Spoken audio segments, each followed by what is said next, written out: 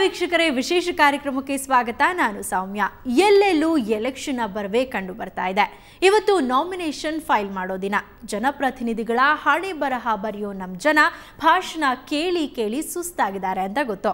ಅದಕ್ಕಾಗಿ ನಮ್ಮ ಜನ ಅಂದ್ರೆ ನೀವು ಮಾತನಾಡೋದಕ್ಕೆ ವೇದಿಕೆಯನ್ನ ನಾವು ಒದಗಿಸ್ತಿದ್ದೇವೆ. ಇದೇ ಈ ಹೊತ್ತಿನ ವಿಶೇಷ ಕಾರ್ಯಕ್ರಮ ಲೌಡ್ ಸ್ಪೀಕರ್. ಲೌಡ್ ಸ್ಪೀಕರ್ನ ಉದ್ದೇಶ ರಾಜ್ಯದ ನಾನಾ ಸ್ಥಳಗಳಲ್ಲಿ ಸಂಚರಿಸಿ ಜನರಿಂದಲೇ ರಾಜಕೀಯ ಮತ್ತು ಚುನಾವಣೆಯ ಕುರಿತಂತೆ ಅಭಿಪ್ರಾಯ ಸಂಗ್ರಹಿಸೋದು. ಎಂದು ನಮ್ಮ ಲೌಡ್ ಸ್ಪೀಕರ್ ತಂಡ ಚಿಕ್ಕಬಳ್ಳಾಪುರ ಜನರ ಮುಂದೆ ಮೈಕ್ ಹಿಡಿದಾಗ ಅವರು ಏನು ಅಂದ್ರು ಅಂತ ನೀವೇ ನೋಡಿ.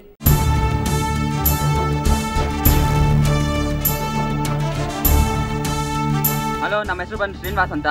ನಾವು ಚಿಕ್ಕಬಳ್ಳಾಪುರ ಕ್ಷೇತ್ರಕ್ಕೆ ಏನು ಬೇಕು ಅಂತಂದರೆ, ಆಲ್ರೆಡಿ ಇವಾಗ ರಸ್ತೆಗಳು ಸರಿಯಾದ ರೀತಿಯಲ್ಲಿಲ್ಲ ಮತ್ತು ವಾಹನ ಸಂಚಾರಕ್ಕೆ ತುಂಬ ಕಷ್ಟವಾಗಿದೆ.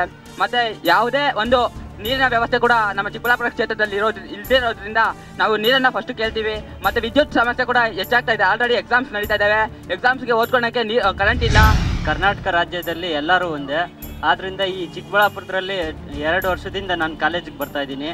ಈ ವಿದ್ಯಾರ್ಥಿಗಳು ಮಧ್ಯಾಹ್ನದ ವೇಳೆಯಲ್ಲಿ ಇಲ್ಲಿ ಬಸ್ ಸ್ಟ್ಯಾಂಡ್ ವ್ಯವಸ್ಥೆ ಇಲ್ಲದೆ ಇರೋದ್ರಿಂದ ಸರಿಯಾಗಿ ಹುಡುಗರು ಶಾಲೆಗೂ ಹೋಗ್ತಾ ಇಲ್ಲ, ಕಾಲೇಜ್ಗೂ ಹೋಗ್ತಾ ಇಲ್ಲ. ಅದೇ ರೀತಿ ಕುಡಿಯೋ ನೀರು ಇಲ್ಲದೆ ಇರೋದ್ರಿಂದ ಪಾಪ ಮಕ್ಕಳು ಕುಡಿಯೋ ನೀರಿದ್ದಕ್ಕೆ ಮನೆಯಿಂದನೇ ಬಾಟ್ಲು ತರಬೇಕು. ಅದೇ ರೀತಿ ಇಲ್ಲಿ 5 ರೂಪಾಯಿ 10 ರೂಪಾಯಿ ಕೊಟ್ಟು ನೀರು ಕೊಂಡ್ಕೊಳ್ಳೋ ಪರಿಸ್ಥಿತಿ ಬಂದಿದೆ. ಚಿಕ್ಕಬಳ್ಳಾಪುರದಲ್ಲಿ ಈಗಿನ ಆಸ್ಪತ್ರೆ ನೋಡಿದ್ರು, ಆಸ್ಪತ್ರೆಯಲ್ಲೂ ಅದೇ ರೀತಿ ಆಗಿದೆ. ಈ ಹೆರಿಗೆ ಸಮಯದಲ್ಲಿ ಸ್ತ್ರೀಯರು ಆಸ್ಪತ್ರೆಗೆ ಬರಬೇಕು ಅಂದರೆ ಚಿಕ್ಕಬಳ್ಳಾಪುರದಲ್ಲಿ ರಸ್ತೆಗಳು ಸರಿ ಇಲ್ಲ, ಯಾವ ರೀತಿ ಹೋಗೋದು ಅಂತ ಹೇಳ್ತಾ ಇದ್ದಾರೆ. ಅದರಿಂದ ಆದಷ್ಟು ಬೇಗ ನಮ್ಮ ಸರ್ಕಾರವು ಎಚ್ಚೆತ್ತುಕೊಂಡು ಈ ಚಿಕ್ಕಬಳ್ಳಾಪುರವನ್ನು ಅಭಿವೃದ್ಧಿಯತ್ತ ಸಾಗಿಸಬೇಕು. ಉತ್ತಮವಾದ ವ್ಯಕ್ತಿಯನ್ನು ಆಯ್ಕೆ ಮಾಡಿ ಈ ನಾಡಿನ ಈ ತಾಲೂಕಿನ ಅಥವಾ ಈ ಜಿಲ್ಲೆಯ ಅಭಿವೃದ್ಧಿಯನ್ನು ಮಾಡ್ತಕ್ಕಂಥ ವ್ಯಕ್ತಿಗಳನ್ನ ನಾವು ಆಯ್ಕೆ ಮಾಡಬೇಕಾಗ್ತದೆ. ದಯವಿಟ್ಟು ಯೋಚನೆ ಮಾಡಿ. ಯುವಶಕ್ತಿ ಮಾತ್ರ ಇವತ್ತು ಈ ರಾಷ್ಟ್ರದ ಮುನ್ನಡೆಯನ್ನು ನಡೆಸ್ತಕ್ಕಂಥ ಯುವಶಕ್ತಿ ಕೈಲಿದೆ. ದಯವಿಟ್ಟು ಯುವಶಕ್ತಿ ಯೋಚನೆ ಮಾಡಿ, ನಿಮ್ಮ ಮತವನ್ನು ಯಾರು ನಮಗೋಸ್ಕರವಾಗಿ ದುಡಿತಾರೆ, ಯಾರು ನಮಗಾಗಿ ಕೆಲಸ ಮಾಡ್ತಾರೆ, ನಮ್ಮ ಸಮಸ್ಯೆಗಳೇನಿದೆ ಸ್ಪಂದನೆ ಮಾಡ್ತಾರೆ, ಅಂಥವ್ರನ್ನ ಆಯ್ಕೆ ಮಾಡುವಂಥ ದಿಶೆಯಲ್ಲಿ ನಾವು ಹೋಗಬೇಕಾಗ್ತದೆ. ಹಾಗೂ ನಮ್ಮಲ್ಲಿ ಶಾಶ್ವತವಾಗಿ ನೀರಾವರಿನೇ ಇಲ್ಲ. ಈ ಶಾಶ್ವತ ನೀರಾವರಿ ಹೋರಾಟವನ್ನು ನಾವು ಸುಮಾರು 48 ದಿನಗಳ ಕಾಲ ಇಲ್ಲಿ ಹೋರಾಟ ಮಾಡಿದ್ವಿ. ಯುವಶಕ್ತಿ ಯಾರು ಕೂಡ ಅದಕ್ಕೆ ಬೆಂಬಲ ಕೊಡಲಿಲ್ಲ. ದಯವಿಟ್ಟು ಇನ್ಮೇಲಾದರೂ ಈ ಚಿಕ್ಕಬಳ್ಳಾಪುರ ಜಿಲ್ಲೆಯನ್ನು ಉಳಿಸ್ಕೊಳ್ಳೋ ದಿಸೆಯಲ್ಲಿ ಯುವಶಕ್ತಿ ಪೂರ್ಣವಾಗಿ ಬೆಂಬಲ ಕೊಟ್ಟು ಈ ಬಾರಿ ನಡೆಯುವ ಚುನಾವಣೆಯಲ್ಲಿ ಉತ್ತಮರನ್ನ, ದಕ್ಷರನ್ನ, ಭ್ರಷ್ಟ ರೈತರನ್ನು ಆಯ್ಕೆ ಮಾಡಿ ನಮಗಾಗಿ ದುಡಿಯೋರನ್ನ ಆಯ್ಕೆ ಮಾಡಬೇಕಂತ ನನ್ನ ಮಾತು. ಇಲ್ಲಿ ಯಾವುದೇ ರೀತಿಯ ಬಸ್ ಸ್ಟ್ಯಾಂಡ್ ವ್ಯವಸ್ಥೆನೇ ಇಲ್ಲ. ಎಡ್ಡಾದಿಡ್ಡಿ ಬಸ್ಸುಗಳು ನಿಲ್ಸಿರ್ತಾರೆ. ಮತ್ತು ಇಲ್ಲಿ ಅತಿ ಹೆಚ್ಚು ನೀರಿನ ಸಮಸ್ಯೆ ಹೆಚ್ಚಾಗಿದೆ. ಇಲ್ಲಿ ಯಾವುದೇ ರೀತಿಯ ರಾಜಕಾರಣಿಗಳ ಕೈವಾಲದಿಂದ ಇಲ್ಲಿ ನೀರಿನ ಸಮಸ್ಯೆ ಬಗೆಹರಿಯೋದು ಅಂತ ಕಾಣಿಸ್ತಾನೆ ಇಲ್ಲ. ಒಬ್ಬ MLA ಗೆದ್ದ ತಕ್ಷಣ ಹೋಗಿ ಸೋಫಾ ಮೇಲೆ ಕುತ್ಕೊಂಡು ಕಾಲು ಓಡಾಡಿಸಿದ್ರೆ ಜನರ ಕಷ್ಟ ಗೊತ್ತಾಗಲ್ಲ. ಒಂದು ತಾರ್ ರೋಡ್ ಬೇಕಾದ್ರೆ ಸಿಮೆಂಟ್ ರೋಡ್ ಹಾಕ್ಸ್ತಾರೆ, ಅದೇ ಜನರ ಕಷ್ಟ ನೋಡೋಲ್ಲ ಅಷ್ಟೇ. ಒಬ್ಬ MLA ಬರ್ತಾನೆ, ನಾನು ನಿನ್ಗೆ ಏನು ಬೇಕಾದ್ರೂ ಮಾಡ್ತಾನೆ ಅಂತ 5 ವರ್ಷಕ್ಕೆ ಒಂದ್ಸರಿ ಆಶ್ವಾಸನೆ ಕೊಡ್ತಾನೆ ಅಷ್ಟೇ. ಬಟ್ ಎಲ್ಲ 90 ವರ್ಷ ಬಾಕಿ ಎಜುಕೇಟೆಡ್ಸ್ ಯೋಚನೆ ಮಾಡಬೇಕು, ಅವ್ರು ಹೇಳೋ ಮಾತು ನಡೆಸ್ಕೊಳ್ತಾರ ಇಲ್ಲ ಅಂತ ನಾವು ಯೋಚನೆ ಮಾಡ್ಬೇಕಷ್ಟೇ. ನಾವು ವೋಟ್ ಮಾಡ್ಬೇಕಂದ್ರೆ ನಮ್ಮ ಮತ ಅನ್ನೋದೇನಿದೆ ಒಂದು ಮುತ್ತಿನಷ್ಟೇ ಪವಿತ್ರ. ಅದು ಒಬ್ಬ MLA ನಾವು ವೋಟ್ ಹಾಕಿ ಒಬ್ಬ MLA ಗೆಲ್ಸ್ಕೊಟ್ರೆ ಅವರಿಂದ ನಮಗೆ ಬಿಟ್ಟು ನಮ್ಮ 4 ಜನ ಸುತ್ತಮುತ್ತ ಇರೋ 4 ಜನಕ್ಕೆ ಸಹಾಯ ಆಗಬೇಕು. ಅದೇ ರೀತಿ ಅವ್ರೋಗಿ MLA ವಿಧಾನಸೌಧದಲ್ಲಿ ಕೂತ್ಕೊಂಡ್ರೆ ಇಲ್ಲಿ ಸಮಸ್ಯೆ ನೋಡೋರು ಅವ್ರು ಬರೋಲ್ಲ, ನಾವೇ ನೋಡ್ಕೋಬೇಕಷ್ಟೆ. ಒಂದು ಮಗುಗೆ ಮಗು ಅಳ್ದಿದ್ರು ತಾಯಿ ಸಹ ಹಾಲು ಕೊಡಲ್ಲ. ಅದೇ ರೀತಿಯಾಗಿ ನಾವು ಜನ ಹೋಗಿ ಕೇಳದೇ ಇದ್ದು ನಾವು ಗಲಾಟೆ ಮಾಡದೇ ಇದ್ದು ಯಾವ್ದು ಸಹ ಆಗೋಲ್ಲ. MLA ಬರ್ತಾನೆ, ನಮ್ಮ ನೀರಿನ ವ್ಯವಸ್ಥೆ ಇಲ್ಲ ಅಂತಂದರೆ ನಾನು ಮಾತಾಡ್ತೀನಿ ಅಂತ ಮಾತ್ರ ಹೇಳ್ತಾನೆ.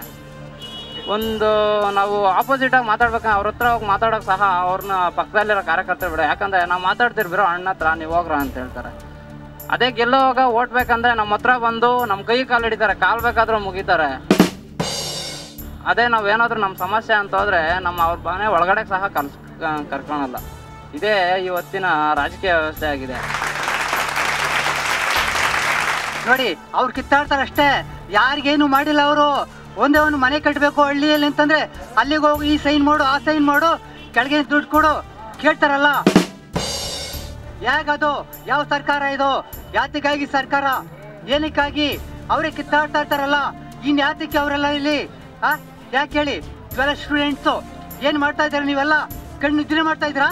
ಕಣ್ಣಲ್ಲಿ ಹಾಲು ಇಟ್ಕೊಳ್ತಾ ಇದ್ದೀರಾ? ಏನು ಮಾಡ್ತಾ ಇದ್ದೀರಾ ನೀವು?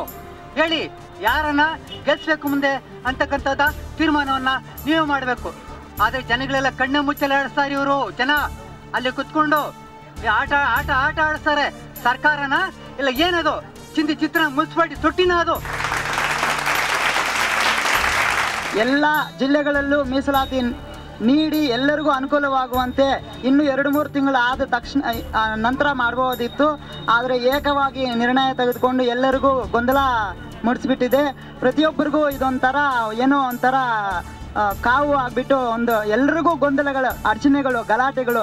ಎಲ್ಲರೂ ಎಲ್ಲಿ ನೋಡಿದ್ರೂ ಇದೇ ಮಾತೆ, ಎಲೆಕ್ಷನ್ ಎಲೆಕ್ಷನ್ ಎಲೆಕ್ಷನ್. ಆದರೆ ಅಭಿವೃದ್ಧಿ ಮಾತ್ರ ಶೂನ್ಯವಾಗಿದೆ. ಮೊನ್ನೆ ತಾನೇ ಎಲೆಕ್ಷನ್ ಆಗಿದೆ, ಈಗ ತಾನೇ ಎಲೆಕ್ಷನ್ ಅಂದರೆ ಅನೇಕ ಕೋಟ್ಯಾಂತರ ರೂಪಾಯಿ ಇದಕ್ಕೆ ನಷ್ಟ ಆಗ್ತಾ ಇದೆ.